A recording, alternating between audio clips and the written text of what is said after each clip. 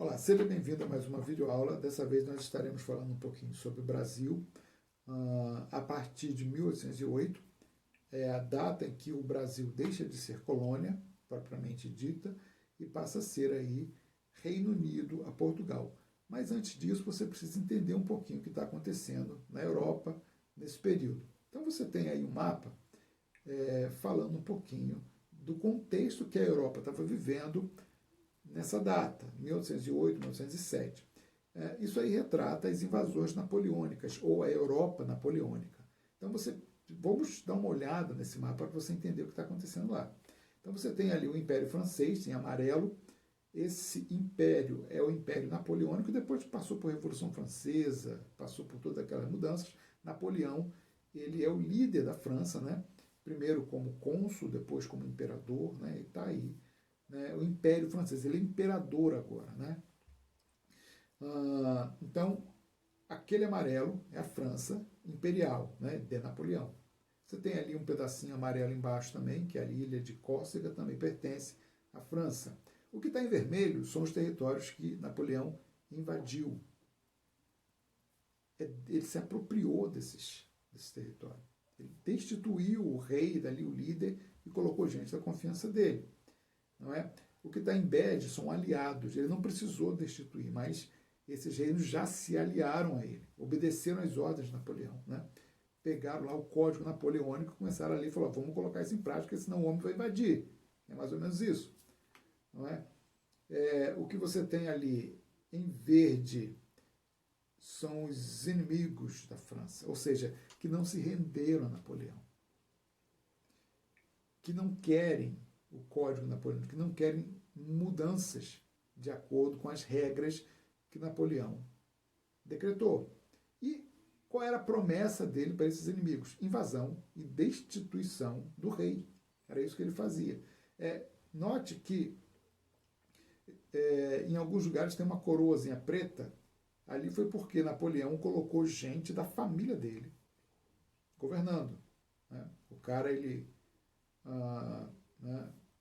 mudou o reino de lá e colocou gente governando e ficou aliado de Napoleão. Né? Então, veja bem, o verde que nos interessa, porque Portugal está de verde. Se você pegar lá em cima também, a Inglaterra também está pintada de verde, que eram inimigos mortais. Então, a Inglaterra se faz inimiga da França nessa época, principalmente na área econômica. Napoleão ele queria se apropriar, né, dos empreendimentos ingleses na Europa, né, e passar esses empreendimentos para a França. Esse comércio que a Europa servia, né, se nutria da Inglaterra, ele queria que agora eles se voltassem para a França. A França não tinha condições de atender isso tudo. Essa é uma grande realidade. A Inglaterra tinha. Não é? Mas mesmo assim Napoleão queria tirar esse comércio da Inglaterra. E ele estabeleceu o bloqueio continental. Esse bloqueio era o bloqueio comercial. Falou, ninguém faz comércio com a Inglaterra. Não faça isso. Senão eu vou invadir. Né? Só que Portugal estava extremamente comprometido com a Inglaterra. Como eu falei, a França não tinha condições de fornecer a Portugal tudo que Portugal precisava. Ele não podia parar o comércio. Então Portugal não conseguiu fazer isso. E Napoleão ele fez exatamente isso que ele falou que ia fazer. Ele invadiu primeiro a Espanha e depois Portugal. Mas antes de Portugal ser invadido, o que vai acontecer? A família real, né, a corte portuguesa, ela vem para o Brasil. Quando você fala corte, você pensa que você tem aí, né, 100 pessoas? É o que? Um reino? É um governo? Quantas pessoas tem no governo? 50? Não. Você está falando aí de muita gente. Você está falando de um público aí de aproximadamente 15 mil pessoas. São tantas pessoas que a Inglaterra teve que ajudar nesse transporte, escoltar esses navios para cá. Foi um empreendimento, foi uma empreitada. Pessoas não acostumadas a essa travessia, não acostumadas ao mar, não é um cruzeiro. Você vê navio de cruzeiro por aí, não é isso. É uma viagem extremamente difícil, não é? Ainda houve uma tempestade no meio do caminho, eles tiveram que desviar um pouco da rota. Teve uma peste de piolho, as mulheres tiveram que raspar a cabeça. Acabou a água, acabou a comida, porque demorou demais. E foi um negócio difícil, né? 15 mil pessoas. Quando chega aqui, está chegando uma colônia. Ei, acorda, está chegando uma colônia. Não tinha recurso, não era Portugal, não era um centro urbano europeu. E aí não tem como alojar esse povo todo. As pessoas foram expulsas de suas casas para dar lugar a essa corte. Foram desapropriadas. Você acordava, quando abria a porta de manhã, tinha um selo real na tua porta. Esta casa tem que ser desocupada, porque vai pertencer a um componente da corte portuguesa. Deu confusão. Obviamente que deu confusão isso, mas foi feito assim. Não é? Então eles vêm para cá. Obviamente que o rei agora, ele veio, ele não sabia quanto tempo ia ficar por aqui. Não é? Ele primeiro estabeleceu a sede, ele chegou lá na Bahia, né, em Salvador, depois veio para o Rio de Janeiro. E ele teve que fazer algumas mudanças em função de estar numa colônia. Então a primeira coisa foi estabelecer aí que o Brasil seria Reino Unido a Portugal. O nome ficou Reino Unido a Portugal e Algarve. Esse passou a ser o nome do navio, do Brasil, melhor, Reino Unido. E a sede desse reino, olha só que problema, a sede desse reino passou a ser aqui. Então o rei de Portugal estava aqui, Dom João VI. Né? Imediatamente ele estabeleceu a abertura dos portos, não tem mais aquela questão do exclusivo colonial com Portugal, nada disso. Né? O Brasil poderia fazer comércio com qualquer outra nação, eles chamam de nações amigas. Na verdade, o Brasil deixou de ser colônia aí, né? Porque colônia tem um pacto colonial, isso eu explico lá em uma outra aula, que eu falo Brasil colonial. E o principal interessado nessa abertura dos portos, a principal nação interessada era a Inglaterra, que estava até ajudando a coroa portuguesa a vir para cá. Né? Então ele vai realmente usar esses recursos aí do Brasil agora, né? A Inglaterra vai poder vender e comprar do Brasil diretamente, não vai passar mais por Portugal. Não é? Está ali, então, a elevação do Reino Unido, Portugal e Algarve, modelo agrário, comercial, exportador dependente, né? O modelo econômico que estava aqui no Brasil, né? Processo de modernização, né? E aí o rei ele vai trazer diversas modernizações para o Brasil. Né? Então tem aqui, né, um outro slide falando disso. Né?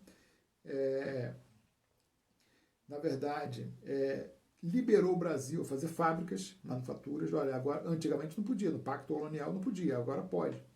Porque o rei estava aqui, ele precisava de coisas, precisava de recursos, né? Benefícios manufaturados que não tinha acesso. Então ele liberou, né? Ele criou o Banco do Brasil, em 1808, inclusive, se você ver alguma propaganda do Banco do Brasil, está lá 1808, né? Não foi exatamente nessa data, esse banco que está aí não foi exatamente nessa data, mas eles usam essa data, 1808. Criou a Casa da Moeda, Jardim Botânico, não é? Biblioteca Nacional, ele cria a Academia Real das Agulhas Negras, se não me engano, né? Tem outras benfeitorias, né, que ele vai autorizar a fazer aqui, né? Mas ele queria melhorar o Brasil, né, pelo menos durante a estadia dele, né, aqui. A ideia era essa. Né? Então vamos lá. Isso aqui que importa para a gente, né, porque o Brasil deixou de ser colônia. Ele vai estabelecer taxas de importação de alfândega, né, para as nações interessadas em comercializar com o Brasil. Você vai ter ali, qualquer país pagaria 24%. Então, vocês querem fazer comércio com o Brasil, qualquer um, 24%. Né? Você vai pagar uma taxa aí de alfândega, ou seja, imposto. Você vai pagar. Isso, né, por exemplo, deixa eu traduzir melhor para você aqui. Eu tenho um produto para vender para o Brasil. Quero vender sapatos para o Brasil. Eu sou francês. Então, se o sapato custa 100 reais, a taxa, eu importei, eu estou importando, né? Olha, eu ligo lá para a França, eu estou querendo comprar sapato de vocês, contar R$100, então, traz aí. E quando chega no porto aqui, é taxado 24%. Então, além de eu pagar os R$100 lá para o francês, eu pago 24% para o governo, aqui para o rei, Dom João. Se eu comprar esse sapato de Portugal, quanto é? R$100, mesmo R$100. Aí eu compro o sapato, eu comprei um sapato, R$100, eu pago para os portugueses R$100 e pago 16%, está aqui, né? 16% para Portugal. Ou melhor, para o rei brasileiro. Para o rei do reino, melhor, né? Reino Unido. E se fosse para a Inglaterra, é melhor e menor taxa, né? Eu pagaria os R$100. Eu quero comprar sapato. O cara vem aqui atrás, no porto, está aqui os sapatos, eu pago R$100 na mão dele por cada sapato. Porém, eu tenho que dar para cada sapato 15% ao rei Dom João, do Reino Unido aqui do Brasil. Então, qual é a vantagem? Quem está saindo na vantagem nisso? Primeiro, eu, que sou comprador, tenho que comprar, eu vou dar preferência para quem? Para a Inglaterra. Eu não vou comprar sapato português e nem francês. Eu vou comprar em inglês, porque vai sair mais barato no meu bolso. Eu não vou pagar 24% de taxa, eu vou pagar 15%. Porque eu vou comprar da Inglaterra. É o mesmo preço. Às vezes o inglês é até mais barato.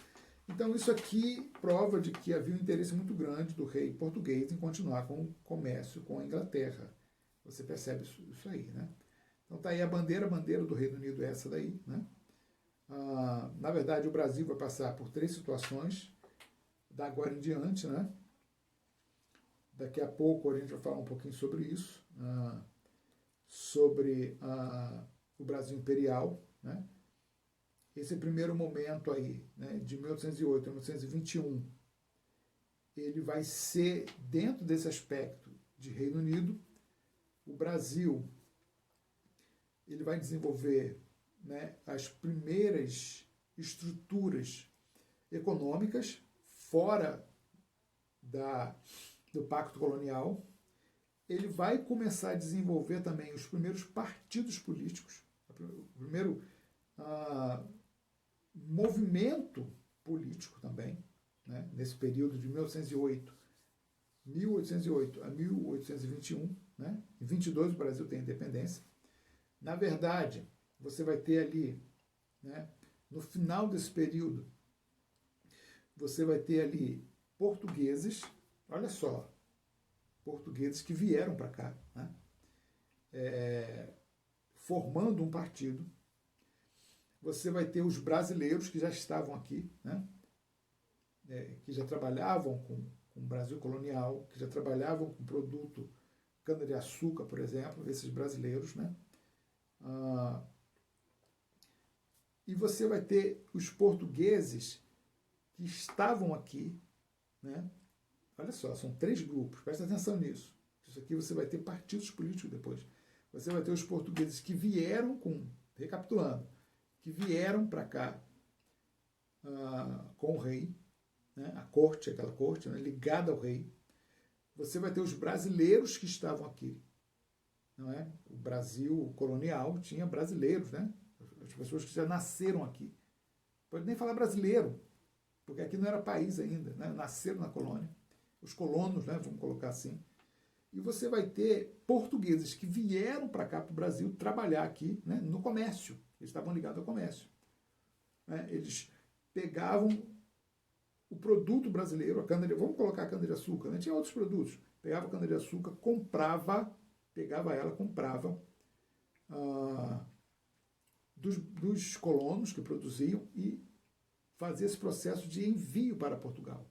São portugueses que fazem isso, ligado ao comércio exterior. Cada um vai ter um interesse diferente. Quando esse período termina, olha só o problema. Esses portugueses que fazem o comércio, eles vão estar interessados no retorno do Brasil à condição de colônia. Dom João vai embora. Acabou, Napoleão perdeu a guerra, estava invadindo um monte de coisa, não está mais invadindo, ele vai embora. O que vai acontecer? Esses portugueses vão querer que o Brasil retorne à condição de colônia. Já os colonos vão querer independência. E a corte, esses portugueses vão querer voltar para Portugal. Alguns vão querer voltar para Portugal com Dom João. Isso vai gerar a independência do Brasil. Né? Oficial, porque propriamente dita já havia ocorrido em 1808. Mas isso para a gente é uma outra história. Fique com Deus, um abraço.